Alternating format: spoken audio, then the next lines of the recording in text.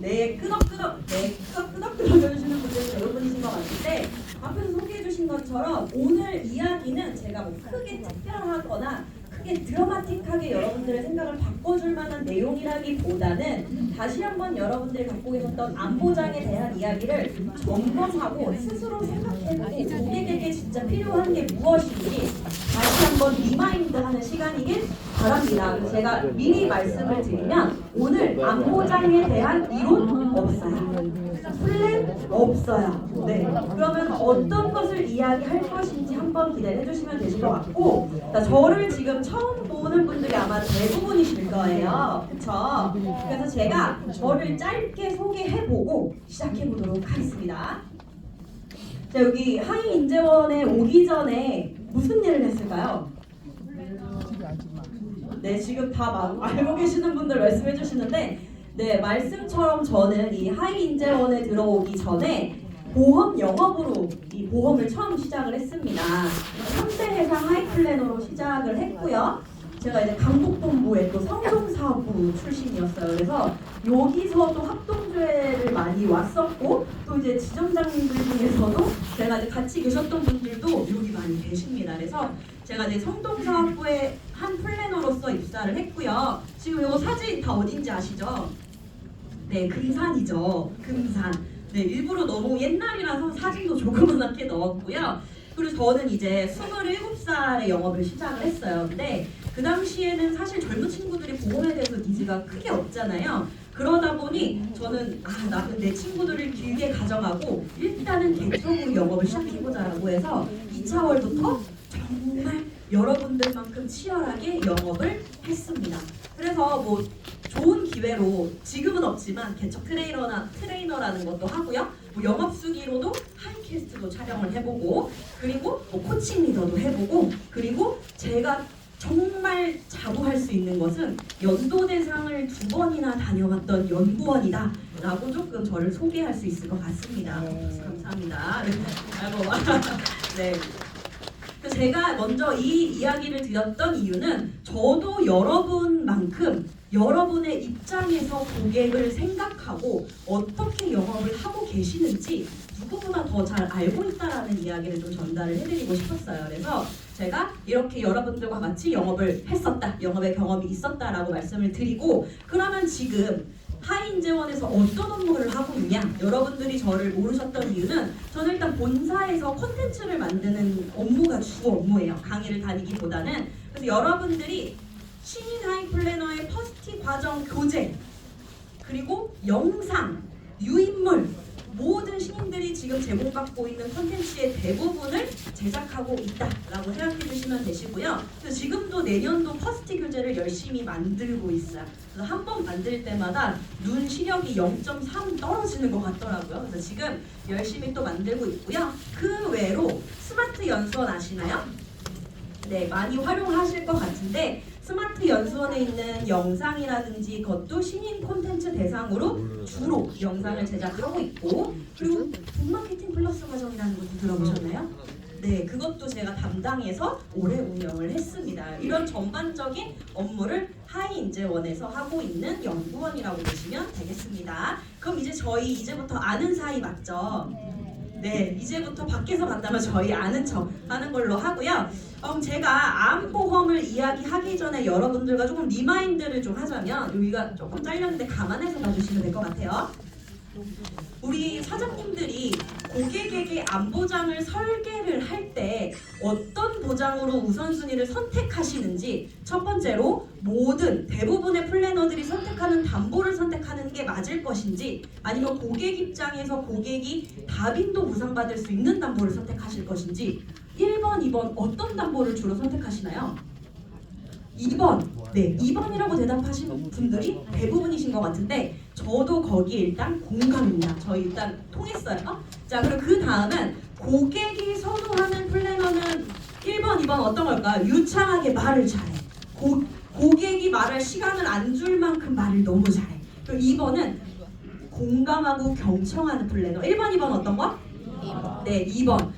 앞에서 방금 제가 이야기했던 두 가지 질문을 갖고 저와 함께 좀 통했던 부분이 많은 것 같은데 사실 제가 지금 준비하고 있는 준비했던 컨텐츠가 90분짜리 컨텐츠인데 여러분들에게 60분, 50분으로 압축해서 포인트만 설명을 해드릴 거거든요. 어떤 포인트로 설명을 해드릴 거냐면 단 두 가지라고 보시면 됩니다. 첫 번째로 우리가 고객의 입장에서 고객이 어떤 담보를 더 많이 보상받고 고객에게 다빈도 보장을 어떤 것을 제안해 줘야 될지 이 확실한 근거를 통계를 바탕으로 보여드릴 게 첫 번째. 그래서 여러분들이 지금 담보를 선택하고 계시는 데 있어서 고객의 입장에서 우선순위를 정리를 하셨으면 좋겠다라는 통계를 보여드릴 거고요. 그리고 두 번째는 뭐라고 써 있어요? 사례. 네, 사례라고 써 있습니다. 앞에서 주제로 말씀드렸던 것처럼 저는 일단 메인 주제가 암 환자의 사례라고 보시면 돼요. 저도 이제 플래너 경험이 있지만 플래너 입장에서 사실은 가장 궁금하고 필요한 정보가 사례이지 않을까 싶습니다. 그래서 암 환자들의 사례를 통해서 암 보장을 어떻게 준비하면 좋을지, 그리고 여러분들이 지금 준비하고 계시는 거에 있어서 방향이 저랑 일치하지 않는다라고 하면 다시 한번 생각해 보시는 시간을 갖길 바라면서 두 가지의 포인트로 설명을 해드리도록 하겠습니다. 어렵지 않으시겠죠? 네.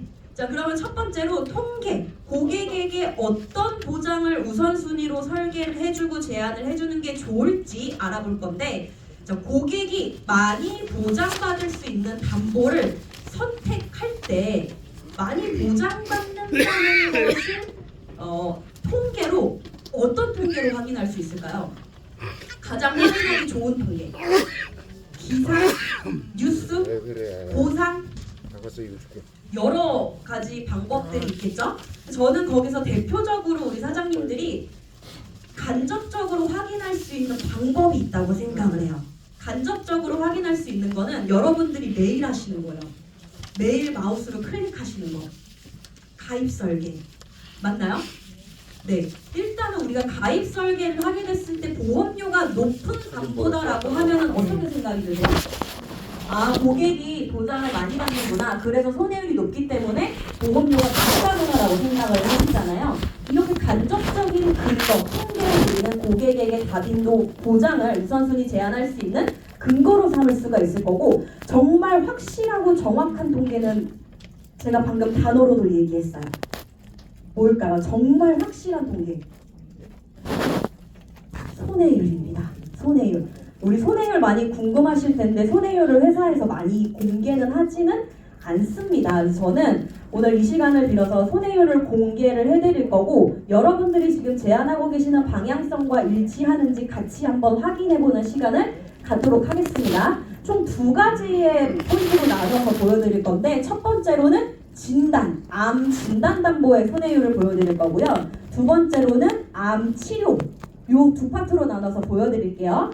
제가 갖고 왔던 손해율은 2021년도, 2022년도, 2023년도 총 3년치의 추세라고 보시면 되고요. 이 통계 같은 경우는 우리가 흐름을 이해하셔야 된다. 단 1년치의 통계를 보는 것이 아니고 전체적으로 3년치의 흐름을 봐서 아, 이게 요즘에 고객이 많이 보장받는 담보이구나라고 이해를 하실 필요가 있다라고 설명을 하겠습니다. 자, 그러면 좀 작아서 잘 안 보실 수 있는데 제가 읽어드릴게요.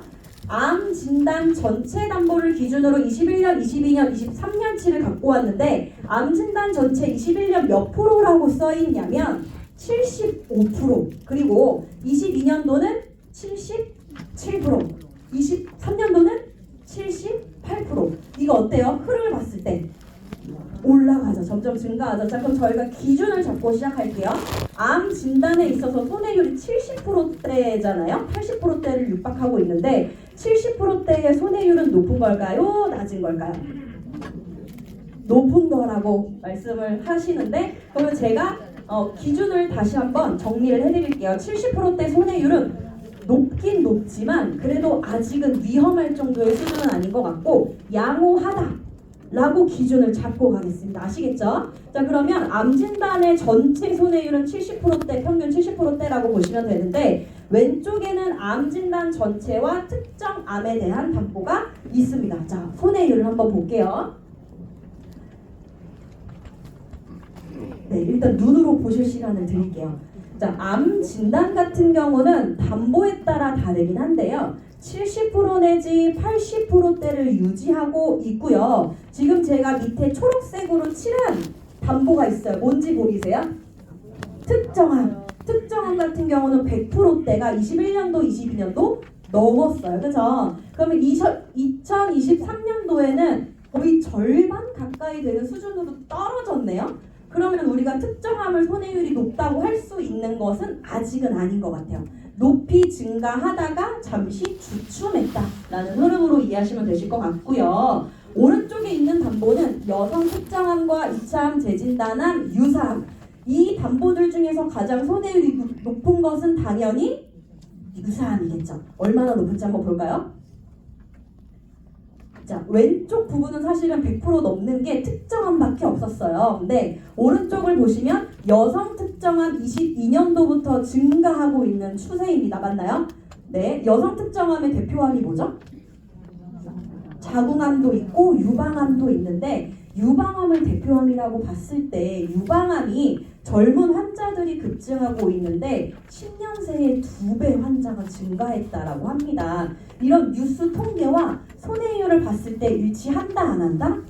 한다라고 이해해 주시면 되시고, 여성 특정함의 손해율이 높아지고 있다. 2차함과 재진단함은 우리 사장님들이 아시겠지만 손해율이 높지 않다라는 건 이미 다 알고 계셨어요. 그죠? 유사암 같은 경우도 유사암 전쟁이 벌어질 만큼 손해율이 굉장히 높았다라고 이해를 하시면 되시겠습니다. 근데 저는 여기에서 제가 전체 담보를 갖고 손해율을 보여드릴 수는 없었고 일부만 발췌해왔지만 저는 전체 손해율을 봤을 때 특히 암보장 같은 경우는 제가 드리고 싶은 이야기를 먼저 말씀드리면, 자, 우리 손해율 먼저 질문을 해볼게요. 손해율이 높다라는 게 회사 입장에서는 좋아요, 나빠요? 그죠, 나쁘잖아요. 그러면은 고객 입장에선 좋아요, 나빠요? 좋아요. 그러면은 우리 입장에서는 손해율이 높으면 어때요? 전 아무 말도 안 했어요. 네, 일단 우리가 손해율이 높은 담보를 알고 고객한테 제시하면 사실 우리도 고객한테 확실한 방향을 갖고 제시를 하는 거니까 이 통계를 갖고 확신을 얻으시면 되실 것 같은데, 여기에서 제가 드리고 싶은 이야기는 우리가 공장에 있어서는 갱신담보와 비갱신담보가 있잖아요. 그러면 갱신담보와 비갱신담보 중에서는 어떤 게 손해율이 높을까요? 갱신? 왜요? 자, 그러면 비갱신형과 갱신형의 가입 금액을 똑같이 넣는다고 했을 때 고객이 받는 금액이 다른가요? 똑같죠. 그럼 고객이 내는 보험료는요? 훨씬 더 저렴하죠. 그러니까 손해율에 있어서 전체적으로 봤을 때 갱신형 담보의 손해율이 더 높았다라는 말씀을 드리면서 다음 치료 손해율을 보여드리도록 하겠습니다. 자, 왼쪽에는 항암 방사선 관련된 담보고요. 오른쪽은 약물치료 관련된 담보인데요. 얘도 마찬가지로 손해율 흐름을 먼저 보면 항암치료 전체를 봤을 때 21년, 22년, 23년도 앞자리가 바뀌었어요. 50%대, 60%대, 70%대 점점 증가하고 있는 추세다. 이거를 바꿔서 말하면은 요즘 항암 치료로 많이 치료한다 라고 이해를 하실 수가 있겠죠. 그 중에서 어떤 담보가 손해율이 높나 봤더니만 항암 방사선 치료 담보가 당연히 높았는데 그 중에서도 보이시죠? 갱신. 비갱신보다 갱신 담보가 손해율이 더 높았고요. 그리고 여러분들이 또 봐주셔야 될 부분은 여기 하단에 높아지고 있는 추세를 보이는 담보가 있어요. 항암 방사선 중에 뭐죠? 세기조절. 2023년도부터 손해율이 100%를 넘기 시작했습니다. 우리 세기조절 다 필수적으로 넣는 담보 중에 하나잖아요. 고객에게 꼭 필요한 담보다라고 보시면 되시고요. 그리고 약물치료 부분을 보시면 마찬가지로 22년도, 23년도 증가하고 있는 추세인데 여기서도 또 2023년도에 급증하고 있는 손해율인 담보이 뭐가 있죠? 표적 항암 약물 허가 치료 담보가 있습니다. 그러면 우리가 이 손해율을 바탕으로 고객에게 우선순위를 제안해야 되는 보장이 무엇인지를 체크를 해보시면 좋을 것 같고요. 여기 중간에 보시면 이렇게 이 100% 넘는 손해율들 사이에 100%가 넘지 못하는 고작 15%밖에 안 하는 그 담보가 있어요. 양성자. 자, 우리가 중입자랑 양성자는 꿈의 안치rop이라고 이야기를 하고 고객한테도 어필하고 있는 그 합법 중에 하나잖아요. 근데 실질적으로 손해율 어때요? 15%밖에 안 돼요. 자, 이 이야기는 왜 그런지 제가 뒤에서 조금 설명을 해드리도록 하겠습니다. 자, 먼저 이 통계 중에서 제가 첫 번째로 손해율을 보여드렸어요. 그 다음 통계를 보여드릴 건데 이 손해율을 바탕으로 여러분들이 지금 하고 계시는 제안이 일치한지 안 한지를 머릿속으로 그려보시고 앞으로 내가 일치하지 않는다고 하면은 어떤 보장을 우선순위로 제안해야 되는지 정리가 되셨으면 좋겠고요. 자, 제가 질문을 드려보면 암의 3대 치료라고 불리는 게 있어요. 그죠? 지금 여기 보여있죠? 뭐죠? 수술, 방사선, 약물, 대표적으로 이렇게 3대 치료라고 불리는데요. 질문을 드려보면 우리가 암 환자분들은 이 세 가지의 치료를 다 한다? 안 한다? 안 한다. 할 수도 있고 안 할 수도 있다. 그죠? 세 가지를 다 할 수도 있고 세 가지를 다 안 할 수도 있고 이 중에서 하나 할 수도 있고 2개 할 수도 있다. 근데 저도 영업을 했으니까 근데 저는 고객한테 이렇게 이야기를 했어요. 일단은 우리가 암보험은 빵빵하게 가입을 해야 되는 이유가 어떤 암에 걸려서 어떤 치료를 받지 못하기 때문이고 그리고 암 걸리면 무조건 돈 많이 들어. 치료 많이 드니까 보험도 빵빵하게 준비를 해줘야 되고 최고의 보장으로 다양한 플랜으로 가입을 하셔야 됩니다라고 우리는 제안을 하고 있지 않은가. 저는 그랬습니다. 근데 그런 말 자체는 고객 입장에서는 조금 맞는다 틀리다? 세모라는 거죠. 근데 우리는 고객에게 모든 상황을 무조건 고보장이 필요하고 고액의 치료비가 필요하다라고 이야기하지 않는가라는 생각으로 이 통계를 보여드릴 건데요. 2021년도, 2022년도에 우리나라의 암 환자 수가 27만 명이라고 이야기를 하거든요. 그러면 27만 명 중에 방사선 치료를 받는 암 환자는 대략 몇 명이고 이걸 퍼센트로 한번 얘기해 볼까요? 몇 퍼센트 정도 받으실 것 같아요? 80%? 90%? 60, 70%? 네. 8, 90%, 60, 70%대라고 많이 말씀을 해주시는데 사실 저도 우리 사장님들처럼 대부분의 암 환자들 일단 방사선 치료는 한 80% 가까이 받지 않을까라고 생각을 했습니다. 근데 제가 놀랐던 부분은 통계를 보니까요. 전체 발생자 수 27만 명 중에 환자 수 8만 6천 명 정도만 방사선 치료를 받는다고 합니다. 이게 퍼센트로 따지면 30% 정도밖에 채 되지 않아요. 그래서 저는 여기서 첫 번째로 충격을 받았어요. 아, 나는 고객한테 암 걸리면 이 담보 필요해, 이 담보 필요해라고 이야기를 했는데 고객의 대부분이 방사선 치료를 하지 않을 수도 있다라는 거잖아요. 그리고 나머지 70%의 환자 중이 내 고객이 될 수도 있다라는 부분이기 때문에 저는 좀 충격이었습니다. 생각보다 암 환자들이 방사선 치료를 많이 하지 않는구나라는 생각이 좀 들었어요. 그래서 내가 고객한테 이야기를 할 때 무조건 확신하게 고액의 치료비가 필요하고 암 걸리면 이 보장 다 받아 라고 얘기할 수는 없구나. 정확하게 고객한테 그럴 수도 있고 아닐 수도 있고 그치만 우리는 만약에 위험을 준비해주는 입장이기 때문에 고객에게 이런 다양한 담보들을 제안하는 거다라고 명확하게 설명을 하고 제안하는 게 맞구나 라는 생각이 좀 들었습니다. 그래서 우리 사장님들도 그렇게 생각을 한번 돌아보셨으면 좋겠고요. 자, 방사선 치료 방법 중에 가장 많이 하는 방사선 치료가 뭐래요? 세기 조절. 네, 지금 빨간색으로 칠해져 있는 게 세기 변조 방사선 치료라고 하는 게 세기 조절 방사선 치료거든요. 이 치료를 가장 많이 한다. 자, 그럼 우리 이 통계를 갖고 아까 손해율이랑 일치하나요, 안 하나요? 일치하죠. 손해율도 지금 증가하고 있는 추세였잖아요. 나머지 근접 방사선이나 체부정이 방사선 치료 이건 이제 우리가 알고 있는 일반 항암 치료고요. 자, 이 중에서 양성자 치료 제가 중요해서 또 빨간색을 칠했는데 고작 1200명밖에 받지 않는다라는 거. 30% 중에서도 1200명밖에 받지 않는다라는 거. 자, 우리가 양성자 치료 같은 경우는 지금 어느 병원에서 치료받을 수 있는지 알고 계시나요? 세브란스. 너무 당당하게 말씀해 주셨는데 아니에요. 네, 아니에요. 어디가 있죠? 삼성서울병원. 네, 제가 얘기하겠습니다. 네, 제가 말씀드릴게요. 일단 국립암센터 있어요. 국립암센터 있고 삼성에도 있습니다. 그러면 제가 예를 들어서 저는 이제 그렇게 양성자 치료가 굉장히 좋다라고 이야기를 하는데, 그럼 제가 양성자 치료를 받고 싶으면 저는 국립암센터에 가서 암을 진단받고 치료받으면서 의사 선생님 저 양성자 치료 받고 싶은데 해주세요라고 하면 받을 수 있나요, 제가? 받을 수가 없죠. 기본적으로 양성자 치료는 연간 치료받을 수 있는 환자들이 정해져 있다라고 보시면 됩니다. 몇 명이냐면 이 숫자랑 비슷해요. 자, 일단 기본적으로 삼성에서는 900명 가능하고요. 국립암센터에서는 500명 가능해요.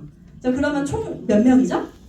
1,400명. 1,400명 중에서도 1,400명이 다 받을 수 있는 게 아니다.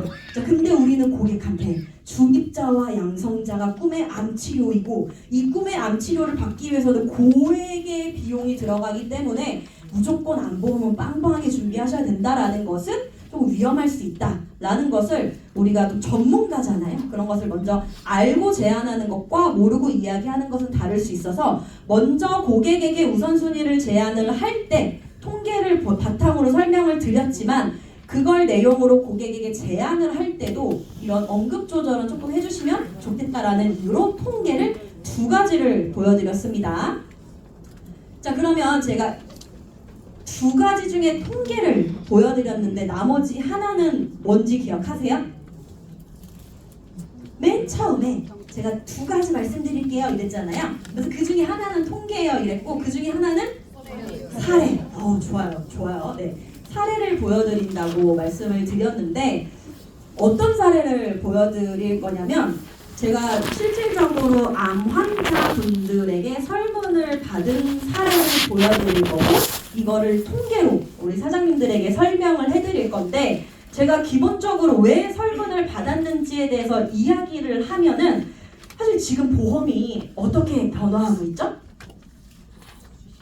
굉장히 빠르게 변화하고 있지 않을까요? 그래서 우리는 지금 굉장히 빠르게 변화하는 보험 중에서 암보험 같은 경우는 단계별로 보장을 제한하고 있습니다. 2020년도 표적항암 약물 허가치료 담보가 나오면서 보장이 세분화되기 시작했고요. 그러면서 우리는 고객한테 암도 이제는 토탈 케어입니다 라고 이야기를 하고 있습니다. 그래서 단계별로 이런 보장이 필요하고요. 암 치료받았을 때는 고액의 비용이 필요하기 때문에 최고의 수령액이 필요해서 우리 고객님에게 필요한 거는 암보험, 업셀링 또는 리모델링입니다 라고 이야기를 하지 않으신가요?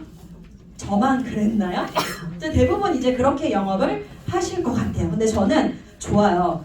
이렇게 제안하고 우리가 고객의 위험을 대비해주는 것도 좋아요. 회사의 전략도 좋아요. 다 좋은데 저는 이제 우리는 사실 고객 입장에 생각해야 되는 사람 아닌가요? 저는 이런 생각이 든 거죠. 지금 보험이 암보장도 계속 생겨났다가 없어졌다가 뭐가 새로 나왔는데 이것도 공부해야 되고 의료적인 지식도 우리에게 요구되는 거고 이런 상황에서 정말로 고객이 이 보장들이 모두 다 필요할까? 라는 의문이 들기 시작했어요. 아마 우리 사장님들도 설계하시면서 회사에서 전략을 들었을 때 설계를 하시면서 직접 고객과 부딪히면서 보험료로 싸움하시잖아요. 그러니까 우리가 실질적으로 생각해야 되는 것은 고객이라는 거죠. 그래서 저는 생각을 했을 때 진짜 고객이 이 보장이 필요한가? 정말 암에 걸리면 이 모든 보장을 다 받을 수 있는가? 정말 고액의 치료비가 암에 걸리면 필요할까? 라는 의문이 들어서 설문을 받기 시작했는데 저는 저만 생각하고 있는 줄 알았거든요. 근데 제가 이런 이야기를 강의를 가서 하면은 저한테 따로 연락을 주시면서 저도 그 얘기에 공감합니다. 저도 요즘에는 입원보다 통원이라고 이야기를 하고 있지만 실질적으로 제가 암 환자분들을 곁에서 보면은 아직도 입원하시는 분들이 많다라는 거죠. 그래서 이 교육이 아직은 현실과는 조금 괴리가 있다라는 것을 느꼈습니다라는 교육생의 말에 힘입어서 바쁜 여러분들 대신에 암 환자들에게 설문을 받은 케이스라고 보시면 될 것 같아요. 그래서 우리에게 사례가 중요한 만큼 암 환자들의 사례를 공유를 해드릴 건데, 제가 어떤 내용으로 설문을 받았냐면, 자, 암에 걸리셨잖아요. 그러면 건강검진으로 진단받으셨어요? 아니면 증상을 느끼셔서 진단받으셨어요? 이걸 물어봤다고요. 네. 이런 걸 물어보고, 그리고 진단받았을 때 몇 기였어요? 치료비는 얼마나 들으셨어요? 어떤 치료를 받으셨나요? 그러면은 여러분이 고민하시는 이유 중에 하나는 무엇인가요? 지금 경제적으로 소득을 창출하고 계십니까? 그러면 여러분은 지금 암에 걸리셨는데 여러분이 생각하는 진짜 희망하는 암 진단은 얼마입니까? 라는 질문을 다 녹여서 그냥 설문지를 만들어서 받았다고 보시면 되실 것 같아요. 그래서 제가 이제 2달을 목표를 했어요. 2달을 100명을 받는 것을 목표를 했는데 미리 말씀드리면 100명까지는 못 받았어요. 100명까지는 못 받았고 총 86명의 암 환자의 설문을 받았고, 제가 직접 받은 것도 있지만 현장에 계신 우리 사장님들에게 부탁을 드려서 설문을 받은 것도 있고, 강의를 가서 제가 이런 걸 하고 있으니 저 좀 도와주십시오, 설문 좀 받아주십시오 라고 해서 받은 케이스도 있습니다. 그래서 총 86명의 암 환자들의 설문을 받았고요. 이 설문들을 바탕으로 제가 방금 궁금하다라고 했던 부분을 공유를 해드릴 거니, 여러분들이 제가 지금 앞에서 대신 설문을 해드린 거기 때문에 제가 설문한 것들을 바탕으로 내가 갖고 있는 생각이 일치한지, 또는 고객에게 어떤 포인트로 다시 한번 제안해야 되는지 정리를 해보시면 좋을 것 같습니다. 자, 86명 중에 가장 대표적으로 많았던 암 환자가 유방암 환자였어요. 아무래도 여성분들이 설문을 더 많이 해주셨기 때문에 유방암 환자가 더 압도적으로 좀 더 많았고요. 그 외로 대장암, 직장암, 갑상선, 자궁난소, 간담최, 폐암전리성, 백혈병 이렇게 나와 있는데, 사실 이 암 환자가 어떤 암에 걸렸는지는 국가에서 이미 공개하고 있는 통계랑은 크게 다르진 않은 것 같아서 저는 이 왼쪽에 있는 통계보다는 오른쪽에 있는 통계에 좀 더 이야기를 해드리고 싶어요. 자, 오른쪽에 있는 통계가 뭐냐면요, 우리 암보험 판매하실 때 고객한테 얘기하는 화법 중에 하나가 가족력 있지 않으신가요? 그래서 저는 이제 가족력으로도 포인트를 잡고 영업을 하는데, 정말 암 환자들에게 가족력이 어떤 연관이 있는지, 왜 우리가 유방암 환자가 가족에 있으면 2배 위험이 높아진다, 직장 대장암 3배 높아진다, 이런 통계는 보셨지만 역으로 통계를 한번 내보고 싶었어요. 진짜 86명 중에 가족력이 있는 사람들은 몇 명이었는지 봤더니, 계산되시나요? 오른쪽? 몇 명이죠? 안 보여요? 알겠어요.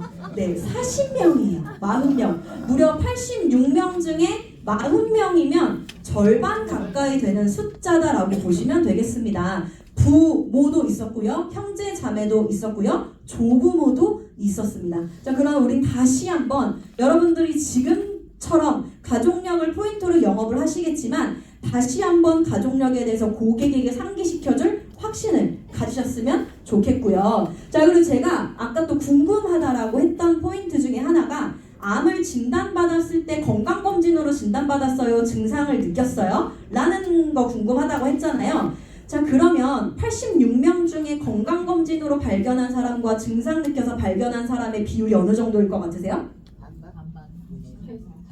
건강검진이 비율이 높다라고 많이 말씀해 주셨는데, 자, 비율로 보면은 건강검진은 44명, 증상 발현은 42명으로 비슷했어요. 비슷했는데 여기서 제가 궁금했던 포인트는, 자, 건강검진이 초록색이고 증상 발현이 연두색인데요. 1기 건강검진 환자가 가장 많이 받은 진단 병기는 1기, 증상을 느껴서 진단을 받은 사람들이 많은 병기는 2기라고 보시면 되겠죠. 자, 그러면 우리 지금 12월이잖아요. 12월까지 바짝 뭘로, 어떤 키워드로 영업하셔야 된다? 건강검진. 지금 하고 계시겠지만 바짝 하셔야 된다라는 이야기를 다시 한번 드리고 싶습니다. 그래서 건강검진 같은 경우는 1기 환자들이 절반 이상, 2기 절반 이상이 증상이 발현된 고객이다라고 보시면 되시면서 자 지금 1기 환자들이 가장 많은 암 환자들은 유방암, 갑상선, 대장암 순인데요. 유방암의 검사는 뭘로 하죠? 초음파. 갑상선은요? 초음파. 대장 직장은요? 내시경. 이게 잘 돼 있는 게 건강검진. 네. 그래서 건강검진을 고객에게 이야기해야 되는 이유 우리는 다 알고 계시죠? 자, 그 포인트를 갖고 넘어갈게요. 그래서 저는 이제 이 고객들이 이 암 환자들이 어떤 치료를 많이 받는가 봤더니 골고루 많이 받는데 대체적으로 많이 받는 것은 수술. 아무래도 수술이 제일 효과적이니까 수술 많이 받고요. 약물과 방사선 치료도 골고루 받았다. 자, 그럼 제가 얘기하고 싶은 포인트 이제 보여드릴 거예요.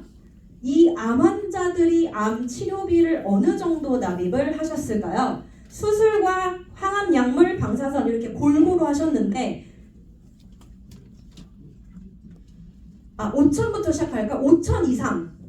5천 이상. 지금 이 86명 중에 아무도 말씀을 안 하시네요. 자, 그러면 알겠어요. 제가 그냥 알아서 말할게요. 2천 이상? 그러면 대부분 이제 2천, 3천 정도라고 생각을 하시는 거죠? 저도 그렇게 생각했던 사람 중에 한 명인데 한번 보도록 하겠습니다. 자, 보세요. 자, 이 초록색, 맨 위에 있는 초록색이 100만원에서 300만원, 300만원에서 500만원, 500만원에서 1000만원이 무려 대부분의 암 환자라고 보시면 되겠습니다. 대부분의 암 환자들이 우리가 알고 있는 것처럼 고액의 치료비를 납입하지 않는다라는 거죠. 왜일까요? 사적금리가 있기 때문이라는 거죠. 그래서 대부분의 암 환자들이 1000만원 미만의 암 치료를 납입하고 계시고요. 그 중에서 다빈치 수술을 하거나 표적 항암이나 세기 조절하시는 분들, 이런 분들, 그러니까 다빈치 수술할 경우에는 이제 1000만원, 2000만원 이상 넘어간 분들이 많다라고 보시면 되실 것 같습니다. 그래서 저는 이 통계를 보면서 살짝 또 놀랐어요. 제가 여러 번 놀라는 것 같은데 생각보다 고객 암 치료받는 사람들이 우리가 생각하는 것만큼 고액의 치료비를 납입하지 않는데 왜 나는 고액의 치료비가 필요하다라고 했는가 라는 의문이 조금 들었습니다. 그러면서 제가 또 확신을 느꼈던 거는 저는 이제 86명의 암 환자들의 설문을 하면서 이 사람들의 많은 이야기를 들었을 거잖아요. 근데 이 담보들 중에서 가장 필요한 거는 진단비구나라는 생각이 들었어요. 그 이야기는 뒤에서 다시 한번 설명을 드리도록 하겠습니다. 자, 지금 제가 또 설문을 했더니 암 환자분들이 대부분 치료비를 많이 이 진단금을 사용하신다고 하시고 그 외로 생활비, 저축, 차량 구입, 주택자금, 20, 30대도 있어서 결혼자금도 있어요. 자, 보시면 우리가 얘기했을 때 암 진단은 사실 우리가 치료 말고 생활비로 쓰이는 돈이라고 설명을 하잖아요. 마찬가지로 이분들도 직접 치료비보다는 간접 치료비로 암 진단을 더 쓰셨다라는 거죠. 네. 그러면 제가 아까 궁금했던 포인트. 그러면 당신은 암 진단은 얼마 필요하다라고 생각하십니까? 라고 물어봤다고 했잖아요. 근데 이분들의 대부분이 1000만원 이하로 지출하신 분들이었어요. 그죠? 얼마라고 대답했을까요? 5천? 1억. 네, 보실게요. 자, 이분들이 내가 직접 암을 치료받고 진단받고 이런 과정에서 결국에 낸 돈은 1000만원 이하지만 필요한 돈은 대부분이 얼마라고 하셨다고요? 1억이라고 이야기를 하셨다고요. 자, 우리도 진단금이 1억 필요하다는 거는 알고 있어요. 그죠? 근데 진단금 1억 설계하시나요? 제안하시나요? 비싸요. 그쵸? 그래서 잘 안 하셔요. 그래서 저는 아까도 말씀을 드리지만 우리는 누구 입장을 생각해야 돼요? 우리 입장을 생각해야 돼요? 고객 입장을 생각해야 돼요? 우리 입장이지. 고객 입장을 생각해야 되는데 고객들이 암 진단금 얼마 필요하대요? 1억은 필요하다라고 이야기를 하다라는 거죠. 그러면 저희도 암 진단 1억은 제한해야 되지 않는가라는 생각을 좀 드리고 싶습니다. 실질적으로 암 환자분들이 암에 걸리면 다시 복직할 수 있을까요? 없을까요? 없죠. 힘들죠. 사실 여기 계신 분들이야 워낙 자유롭고 내가 출근을 안 해도 소득이 꾸준히 나오고 고객들도 어느 정도 있으시기 때문에 매일같이 출근을 안 해야 되지만